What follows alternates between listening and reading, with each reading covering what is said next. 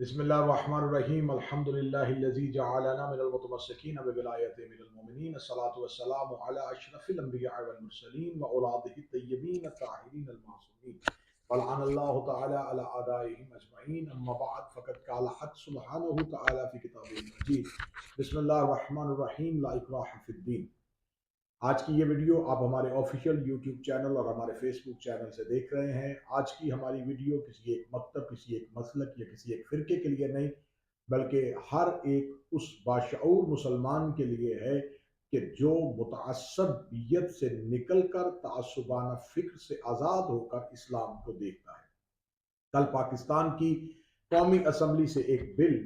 جو بل فوجداری قانونی ترمیمی ایکٹ کے نام سے منظور کیا گیا، دیکھنے میں اس بل کا ٹائٹل بہت اچھا ہے۔ دیکھنے میں اس بل کا ٹائٹل ہر مسلمان کے دل کی آواز ہے کہ توہین اہل بیت علیہم السلام اور اصحابہ اکرام رضوان اللہ علیہم اجمعین اور امہات المومنین پر سزا میں اضافہ کیا جائے اور سزا کو بڑھایا جائے۔ یہ تجویز دیکھنے میں ہر مسلمان کے دل کی آواز ہے اور کوئی بھی مسلمان جو ہے وہ اس سے ہرگز انکار نہیں کر سکتا، کیونکہ یہ انتہائی حساس ترین موضوع ہے، بڑا نازک ترین موضوع ہے۔ جب ہم نے اس پہ بات کرنی ہے تو اس کے مختلف پہلوؤں کو آپ کے سامنے ظاہر کرنا ہے۔ سب سے پہلے تو میں یہ بات روز روشن کی طرح عیاں ہے ہم تمام کے سامنے کہ نبی اکرم صلی اللہ علیہ وآلہ وسلم کی ذات ہو، ان کی پاک اہل بیت ہو، ان کے وفادار جانسار صحابہ ہوں یا ان کے ازواج ہوں، اس کے بارے میں تمام مسلمانوں کے عقائد اور نظریات جو ہیں وہ متفق علیہ ہیں، اور تمام مسلمان جو ہیں وہ نبی کی صحبت میں، نبی کے ساتھ زندگی گزارنے والے اور نبی کی اطاعت میں، نبی کی صحبت میں زندگی بسر کرنے والی نبی کے ازواج یا وہ تمام شخصیات جو نبی سے منسوب ہیں، ان تمام کی عزت و احترام کو لازم سمجھتے ہیں۔ سب سے پہلے ہمیں دیکھنا پڑے گا کہ اس بل کو پیش کرنے والے یا اس بل کو منظور کروانے والے یا اس بل کو منظور کرنے والوں کے اغراض و مقاصد کیا ہیں۔ اگر پہلی غرض یہ ہے کہ اس بل کے ذریعے مسلمانوں کے نزدیک ان تمام ہستیوں کی عزت و تکریم کو ضروری بنایا جائے تو یہ انتہائی اچھا و احسن قدم ہے۔ اگر اس بل کے پیش کرنے کا، اس بل کو پیش کروانے کا، اس بل کو پاس کروانے کا مقصد مذہب کی آڑ میں اپنے ذاتی اغراض و مقاصد ہیں اور اپنے ذاتی تعصب کو سامنے لے کے آنا ہے تو یہ انتہائی گھنونا کھیل ہوگا جو میرے ملک میں کھیلا جائے گا اور اس کے نتائج بڑے خطرناک نکلیں گے۔ سب سے پہلے تو میں یہ لفظ پہ بحث کرتے ہیں کہ آئیں دیکھتے ہیں کہ لفظ توہین اپنے اندر کیا معنی رکھتا ہے۔ توہین کہتے ہیں احانت کرنا، احانت ہوتا ہے کسی کو اس کے منصب سے، اس سے عہدے سے گرا دینا، جس چیز کا وہ حقدار ہو اسے اس کا حقدار نہ سمجھنا، یہ اس توہین ہے۔ اب ہمارے پاس اردو میں بہت سے الفاظ ہیں جو ملتے جلتے استعمال ہوتے ہیں، مثلا تنقید کا لفظ استعمال کیا جاتا ہے، لیکن تنقید اس معنی میں نہیں آتا جس معنی میں توہین آتا ہے۔ تنقید کا مطلب ہے کہ کسی پہ ایسی اپنی رائے قائم کرنا کہ اچھے اور برے، مثبت اور منفی کو اجاگر کیا جا سکے۔ یہ تنقید کا لفظ جو ہے وہ علم الحدیث میں بھی مستعمل ہے۔ جب جرح و تعدیل کی جاتی ہے، اچھے اور برے راویوں کو پرکھا جاتا ہے تو اس وقت بھی اس لفظ کا استعمال کیا جاتا ہے۔ تنقید جس پر ہو رہی ہوتی ہے اس پر گراں گزرتی ہے، لیکن تنقید کرنے والے کا مقصد اور نیت جاننا ہوتا ہے کہ تنقید کرنے والا صرف اس کی منفی پہلو کو اجاگر کرنا چاہتا ہے یا اس کو متوجہ کرنا چاہتا ہے اس منفی پہلو کی طرف اور اس کے مثبت پہلو کو روشن کرنا چاہتا ہے۔ پھر ایک لفظ استعمال ہوتا ہے تنقیص۔ تنقیص کا مطلب ہوتا ہے کہ کسی کی خوبیوں کے باوجود اس کے نقص کو بیان کرنا۔ پھر ایک لفظ استعمال ہوتا ہے تحقیر۔ تحقیر کا مطلب ہوتا ہے کسی کو حقیر جاننا، کسی کو کمتر جاننا، کسی کو چھوٹا جاننا۔ ان تمام الفاظ میں سے جو سب سے خطرناک ترین لفظ ہے وہ توہین ہے۔ توہین کہتے ہیں احانت کرنا، کسی کو اس کے منصب سے گرا دینا یا کسی کو اس کے حق سے محروم رکھنا۔ اب آئیے ہم دیکھتے ہیں کہ یہ لفظ توہین جو ہے یہ نبی اکرم صلی اللہ علیہ وآلہ وسلم کی ذات، اصحاب، ازواج اور اصحاب کے ساتھ کیسے منسوب ہو سکتا ہے۔ اگر ہم دیکھیں کہ رسالت مآب صلی اللہ علیہ وآلہ وسلم کی ذات یا نبی کے پاک اہل بیت، تو ان کے پاس جو عہدے ہیں وہ عہدے مخلوق نے دیے، ان کے پاس جو منصب ہے وہ منصب مخلوق نے نہیں دیے، وہ منصب، وہ عہدے اللہ کی طرف سے انہیں عطا ہوئے ہیں۔ نبوت اللہ کی طرف سے سونپی گئی ہے، امامت انہیں اللہ کی طرف سے عطا کی گئی ہے، عصمت انہیں اللہ کی طرف سے عطا کی گئی ہے۔ تو جو عہدہ اللہ دیتا ہے اسے مخلوق چھین نہیں سکتی۔ اگر کوئی آج کہے کہ میں رسالت مآب کو معاذ اللہ نبی تسلیم نہیں کرتا تو وہ شخص اپنی جہالت کا اقرار تو کر سکتا ہے لیکن میرے نبی کی نبوت میں کمی نہیں آ سکتی۔ اگر کوئی شخص کہے کہ میں مولا علی کی امامت کا قائل نہیں ہوں تو وہ شخص اپنی جہالت کا اعتراف کر رہا ہے، امیر المومنین کی امامت میں کوئی فرق نہیں پڑ رہا۔ اگر کوئی کہے کہ میں اہل بیت کی معاذ اللہ طہارت اور عصمت کا قائل نہیں ہوں تو وہ اپنی نجاست تو ظاہر کر رہا ہے، لیکن اہل بیت کی عصمت و طہارت میں کوئی فرق نہیں پڑتا۔ تو اس کا مطلب یہ ہے کہ یہ الفاظ جو ہیں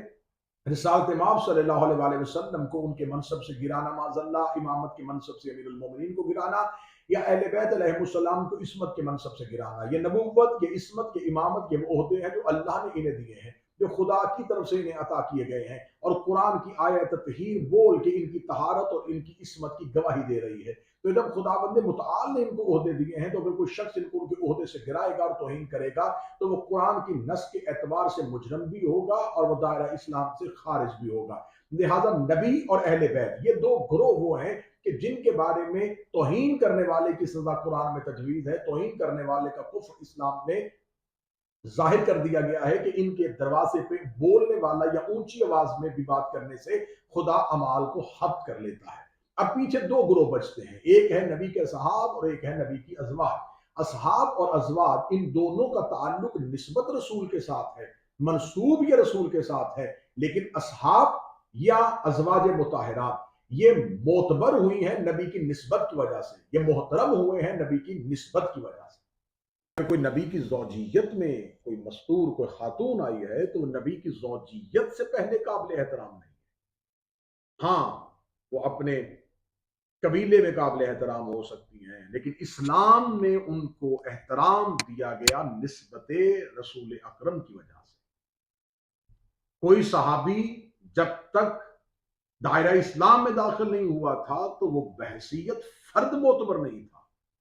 اس کا احترام ہوا رسالت مآب کی نسبت کی وجہ سے۔ جب صحبت رسول کو پایا تو صحبت رسول نے اسے اتنا معتبر کر دیا کہ رسول کی نسبت کی وجہ سے وہ مسلمانوں کے لیے قابل احترام اور لائق احترام ہے۔ لیکن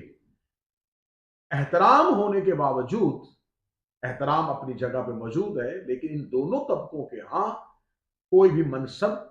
اللہ کی طرف سے نہیں دیا گیا، نبوت نہیں ہے، امامت نہیں ہے اور عصمت بھی نہیں ہے۔ لہذا اگر عصمت نہیں ہے تو خطا کا امکان موجود ہے، غلطی کا شائبہ موجود ہے۔ اب اگر ہم نے یہ دیکھنا ہے کہ ان ہستیوں کے بارے میں توہین، تو ان ہستیوں کی توہین کے بارے میں یہ طے شدہ قانون تمام مسالک کے ہاں پایا جاتا ہے کہ وہ تمام ہستیاں جو رسول کے ساتھ نسبت پا چکی ہیں وہ لائق احترام ہے، لیکن وہ تاریخی حقائق، وہ تاریخی روایات جو ہم تک پہنچیں، ان تمام تاریخی روایات میں ان شخصیات کے آپس میں اختلافات بھی ہیں، ان کی آپس میں جنگیں بھی ہیں، ان کے مشاجرات بھی ہیں، ان کا آپس میں ایک دوسرے کے ساتھ اختلاف بھی ہے۔ تو ان تمام اختلافات کو جب ہم بیان کریں گے تو وہ توہین کے معنی میں نہیں آئے گا۔ اگر ہم گفتگو کو توہین سمجھیں گے تو پہلے یہ دیکھنا پڑے گا کہ یہ گفتگو کی کہاں سے گئی۔ پھر اس کا مطلب ہے کہ جس نے یہ گفتگو کی اگر وہ توہین کا مرتکب ہوا تو اس نے جہاں سے پڑھ کے گفتگو کی وہ کتاب بھی توہین کی مرتکب، اس کتاب کو جس نے لکھا وہ لکھنے والا بھی توہین کا مرتکب ہوا، پھر جس نے اس کتاب میں ان روایتوں کو اکٹھا کیا وہ راوی بھی توہین کا مرتکب ہوا، اس راوی نے جس سے یہ روایت کو سنا پھر وہ راوی بھی توہین کا مرتکب ہوا۔ تو اس کا مطلب ہے کہ توہین صرف بیان کرنے والے تک نہیں رہ جائے گی، توہین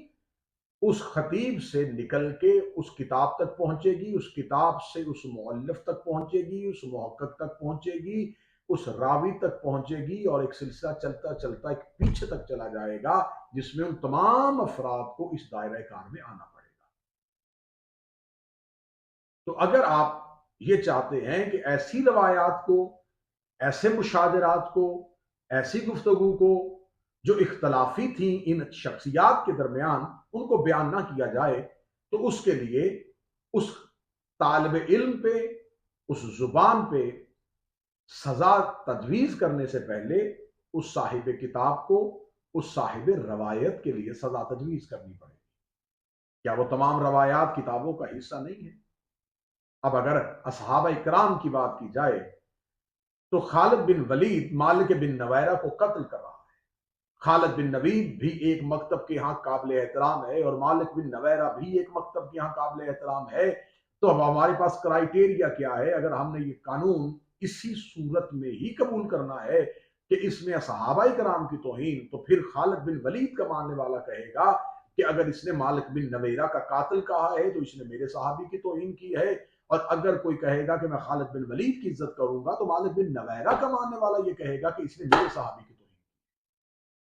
پھر ہمیں بتانا پڑے گا کہ حضرت ابو ذر غفاری صحابی ہیں یا حضرت ابو ذر غفاری کو مدینہ سے ربضہ کے صحرا میں پہنچنے والا صحابی ہے۔ پھر ہمیں بتانا پڑے گا کہ حضرت محمد بن ابی بکر کی تعظیم کرنی ہے یا ان کو زندہ جلانے والے کی تعظیم کرنی ہے۔ پھر ہمیں بتانا پڑے گا کہ ہمیں حضرت عمار یاسر کی تعظیم کرنی ہے یا حضرت عمار یاسر کو نیزہ مارنے والے کی تعریف کرنی ہے۔ ہمیں یہ بتانا پڑے گا کہ کیا ہم نے عبداللہ ابن مسعود کی عزت کرنی ہے یا ان کی پسلیاں توڑنے والے کی عزت کرنی ہے۔ پھر ہمیں یہ بھی طے کرنا پڑے گا کہ کیا ہمیں جنگ جمل اور جنگ صفین میں دو گروپوں کا آپس میں ایک دوسرے کے سامنے نبرد آزما ہونے پہ ہمیں کس کو قابل عزت سمجھنا پڑے گا اور کس پہ تنقید کرنی پڑے گی۔ تو یہ تمام وہ چیزیں ہیں جو کھل کے ایسی کھل جائیں گی کہ جو اس بل کو جنہوں نے پاس کیا وہ ایک سیاسی افراد ہیں، ان کا سیاست کے ساتھ تعلق ہے، مذہب ان کی ضرورت کا نام ہے، وہ مذہب کے قائل ہیں، یقیناً وہ مذہب کو مانتے ہیں، لیکن وہ مذہبی شخصیات نہیں ہیں۔ اگر یہ بل آپ نے سیاستدانوں سے پاس کروانا ہے تو پھر سیاستدانوں کو آپ کو یہ دائرہ اختیار بھی دینا پڑے گا کہ سیاستدان اس میں توضیحات بھی پیش کر سکیں، تشریحات بھی پیش کر سکیں اور شخصیات کو مشخص بھی کر سکیں کہ ہاں یہ روایت قابل قبول ہے، یہ قابل قبول نہیں ہے، یہ حقائق پڑھنے ہیں، یہ نہیں پڑھنے، اس راوی کی بات ٹھیک ہے، اس کی نہیں ٹھیک، یہ کتاب صحیح ہے، یہ نہیں صحیح، اس صحابی کی بات ہو سکتی ہے، اس کی نہیں ہو سکتی۔ پھر یہ تمام کیا سیاستدان کریں گے؟ سیاستدانوں کا تو یہ ٹاپک ہی نہیں ہے، ان کا تو یہ سبجیکٹ ہی نہیں۔ تو پھر اس کا حل کیا ہے؟ اگر وہ منظور نہ کرتے تو پھر ان کے اوپر مذہب کی لٹکتی ہوئی تلوار تھی۔ میرا ملک مذہبی جنونوں میں اس قدر گھرا چکا ہے، اس قدر گھیر لیا گیا ہے مذہبی جنونیوں نے اس ملک کو کہ وہاں پر حق کی بات کرنے والا ڈرتا ہے اور 100 دفعہ سوچتا ہے، کیونکہ ہر ایک کے ہاتھ میں مذہب کا لیبل ہے۔ یہاں پر ایک بینک مینیجر کو مذہب کے نام پر قتل کر دیا جاتا ہے اور بعد میں پتہ چلتا ہے کہ وہ قاتل جو تھا اس نے مذہب کے نام پہ نہیں، ذاتی رنجش کی بنیاد پہ قتل کیا تھا۔ یہاں ایک یونیورسٹی میں ایک نوجوان کو جسم کے ٹکڑے کر دیے جاتے ہیں اور توہین مذہب کا نام دیا جاتا ہے۔ یہاں پر توہین مذہب کے نام پر اس قانون کو ذاتی مقاصد کے لیے اس قدر استعمال کیا گیا کہ آج بھی قومی اسمبلی کی وہی قائمہ کمیٹی جو ہے، اگر وہ اپنی 5 رکنی کمیٹی بنا کے اس ملک پاکستان کی جیلوں کا وزٹ کرے اور وہاں پر بلیسفیمی ایکٹ اور توہین کے زمرے میں سزا کاٹنے والوں کے ساتھ جا کے انٹرویوز کرے، تو میں یہ ببانگ دہل اور چیلنج اور ریکارڈ میں کہہ رہا ہوں کہ ان کے سامنے ایسے ایسے حقائق کھل کے سامنے آئے کہ ان کی آنکھیں کھلی کی کھلی رہ جائیں کہ اس ملک میں مذہب کے نام پہ کتنے افراد کو ذاتی اختلافات کی بھیڑ چڑھائی۔ ذاتی اختلافات تھے، ذاتی تنازعات تھے، ذاتی مشکلات تھی، اور مذہبی جنونیت اور مذہب کی آڑ پہ انہیں بھیڑ چڑھا دیا گیا، اور وہ آج سزائے موت کی کوٹریوں میں بیٹھے ہوئے۔ وہ جیل سے باہر نکلیں گے تو مارے جائیں گے، وہ جیل کے اندر ہیں تو وہ محفوظ نہیں ہیں۔ یہاں پر مذہب کا کارڈ اتنی جلدی کھیلا جاتا ہے کہ یہاں پر ہمارے ملک کے سابقہ حکمران، سابقہ پرائم منسٹر کو بھی خطرہ یہ تھا کہ مجھے مذہب کے نام پہ مار دیا جائے گا۔ تو لہذا مذہب کا کارڈ ایسا ہے کہ اس کا استعمال کرنے کے لیے آپ کو کہیں سے ڈھونڈنا نہیں پڑے گا، آپ کو گلی گلی سے جنونی مل جائیں گے، آپ کو ہر موڑ سے جنونی مل جائیں گے۔ تو لہذا یہ بل ابھی قومی اسمبلی سے پاس ہو کے سینٹ پہ آئے گا، سینٹ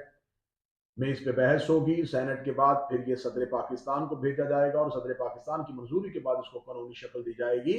ہم قطعاً اس بل سے خوفزدہ نہیں ہیں، ہم قطعاً یہ نہیں چاہتے کہ ایسا کوئی بھی بل پاس نہ ہو، لیکن ہم یہ چاہتے ہیں کہ اس کی تشریح کی جائے، اس کی توضیح کی جائے، کوئی قائمہ کمیٹی پہ ذمہ دار علماء کرام کو جو درباری نہ ہوں، سرکاری نہ ہوں، وظیفہ خور نہ ہوں، تنخواہ دار نہ ہوں، ان کو بٹھایا جائے، ان کو بٹھا کے ان سے یہ فیصلہ لیا جائے کہ آپ ہمیں بتائیں کہ اس بل کی بہتر تشریح کیا ہو سکتی ہے، کیا اس بل کے آنے کے بعد، کیا اس سزا کو تجویز کرنے کے بعد، کیا اس قانون میں تبدیلی کے بعد جتنی بھی مقدمات کا اندراج ہوگا، وہ جو ایس ایچ او اس مقدمے کا اندراج کرتا ہے، کیا وہ شکایت کنندہ سے پوچھتا ہے کہ جو تو شکایت لے کے آیا ہے اس کے پیچھے حقیقت ہے یا نہیں ہے؟ کیا اس ایس ایچ او کے پاس، کیا اس انسپیکٹر کے پاس، کیا اس ڈی ایس پی کے پاس وہ مذہب کے تمام علوم ہیں کہ وہ یہ فیصلہ کر سکتا ہے کہ اس کلپ کے اندر یا اس درخواست کے اندر جو الفاظ لکھے گئے ہیں یہ تاریخی حقیقت ہے یا تاریخی حقیقت نہیں ہے؟ کیا ان مقدمات کا اندراج جو ہے وہ صرف ایک ذاتی شور غل اور ایک ہجوم کی بنیاد پہ نہیں کروا دیا جاتا؟ کیا ان مقدمات کا اندراج صرف ایک چند لوگوں کی ٹریفک بند کرنے کی وجہ سے نہیں ہو جاتا؟ کیا ایسے مقدمات کا اندراج کسی ایک دہشت گرد تنظیم کے خوف کی وجہ سے نہیں کروا دیا جاتا؟ تو اس سے پہلے حکومت پاکستان کو، قومی سلامتی کے اداروں کو، میرے ملک کے قانون نافذ کرنے والے اداروں کو چاہیے کہ کوئی ایسی کمیٹیاں تشکیل دے کہ اگر کہیں ایسی کمپلینٹ آتی ہے، کوئی ایسی شکایت آتی ہے کہ یہاں پر فلاں شخص نے توہین کی ہے، تو مقدمے کے اندر آج سے پہلے اس کو پرکھا جائے کہ کہنے والے کا مقصد کیا تھا، وہ بول کیا رہا تھا، وہ کہہ کیا رہا تھا، اس کا وہ جو گفتگو ہے اس کے پیچھے اغراض و مقاصد کیا تھے، یا اس سے بلا کے پوچھا جائے کہ ایک شور کی وجہ سے، چند جاہلوں کی وجہ سے، چند ایسے افراد کی وجہ سے جن کو نہ تاریخ کا علم، نہ حدیث کا علم، نہ مذہب کی الف بے سے وہ واقف ہوں، ان کے کہنے پر، ان کے شور پہ آپ ایسا ایک شخص اس کو اس قانون کی بھیم چڑھا دیں؟ لہٰذا ہم ایسے بل کو بالکل بھی یہ نہیں ہے کہ ہم اس سے خوف زدہ ہیں، یقیناً اس ایسے بل کو آنا چاہیے جس میں اہل بیت کی عزت ہو، جس میں نبی کے پاکیزہ ازواج کی عزت ہو، جن کے نبی کے جلیل القدر وفادار جانسار صحابہ اکرام کی عزت ہو۔ ایسے بل کو ہم سر کا تاج بنا کے رکھیں گے، لیکن ہم اس بل کا غلط استعمال نہیں ہونے دیں گے۔ اس بل کی تشریح چاہیں گے، اس بل کی توضیح چاہیں گے، اور مجھے یقین ہے کہ ہمیں ان تمام سوالوں کا جواب ضرور ملے گا، ورنہ آنے والی ویڈیوز میں ہم اسی ٹاپک کو لے کے آگے بڑھیں گے۔ اپنا اور اپنے ارد گرد رہنے والوں کا خیال رکھیے گا۔ خدا بند متعال میرے ملک کو ذہنی دہشت گردوں سے، نظریاتی دہشت گردوں سے اور ہر سوچ کے دہشت گرد سے محفوظ رکھے۔ خدا میرے ملک کو تکفیری گروہوں سے، تخریبی گروہوں سے محفوظ رکھے۔ میرے ملک میں جو دہشت گردی کی لہر ہے، میرا مالک اسے ختم فرمائے۔ میرے ملک کے رہنے والے ہر باسی کی حفاظت فرمائے۔ سلام علیکم یا